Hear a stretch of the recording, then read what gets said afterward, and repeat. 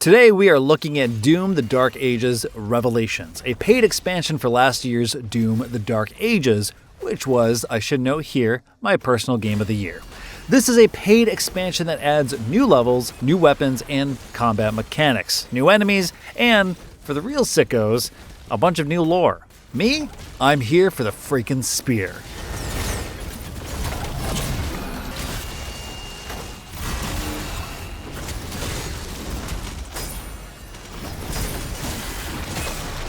First, let's go over some of the basics. $20 gets you 12 hours total according to director Hugo Martin, though as always that depends on how you play. id Software studio director Marty Stratton said those 12 hours break down to a roughly 60-40 split between main game and end game content, so your mileage may vary depending on what kind of completionist you are.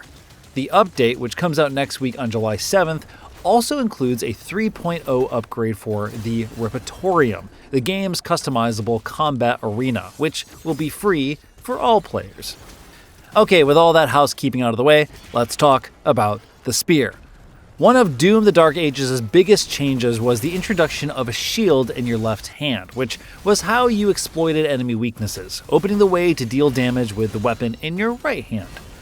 And now, you can swap between the shield and a spear.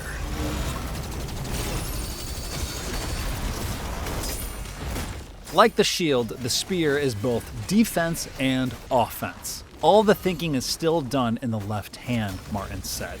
Let's go over some of the spear's special traits. You can throw it, it's a spear, but you can also use it to stab enemies, which can be used as a counter to stun certain enemy types. And then last, the real showpiece, the meat hook, which Doom Eternal players will remember as a super shotgun upgrade. But in Revelations, you can use the spear with the meat hook to not only close the gap between you and an enemy, but there's an ability called Orbit, which is effectively a Z-targeting lock-on ability which hurls your Doom guy into the air and wrapping around an enemy. As you're spinning through the air, dealing damage with your weapon, you're also, with certain upgrades enabled, able to build up the heat blast effect on your plasma accelerator or the charge on your pulverizer weapon. You can also use the meat hook for verticality. Press up and you'll be thrown higher in the air. Purchase an upgrade to re-engage the meat hook while in the air, Martin says. Instead of slinging immediately into an enemy, press left or right of them and you'll throw yourself further. As both weapon and locomotion, the spear looks to continue what the shield saw started.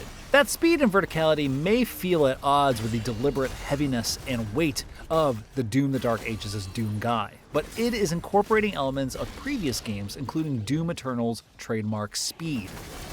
Martin says the goal is to provide players with a new combat loop to master, one that should feel familiar if you've played the series until now, but new at the same time.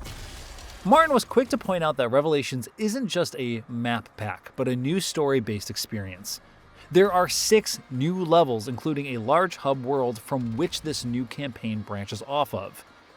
There's Metroidvania-style backtracking as you find master keys to unlock gates you've already passed by. The game is still full of secrets, but they've been stripped from the minimap this time based on player feedback. Martin said they had a playtester who thought that they had removed secrets entirely from the game instead of just hidden from the minimap. Up to you if this is a welcome change or not. I liked the playfulness of figuring out secret locations even with the map. While Martin says the vehicle segments were removed for narrative reasons, it's hard to imagine that the negative response to those segments didn't play a small part in the decision. Speaking of the narrative, this is where my affection for the franchise starts to turn cold. My favorite parts of the Doom games are the parts where you kill the demons and what have you.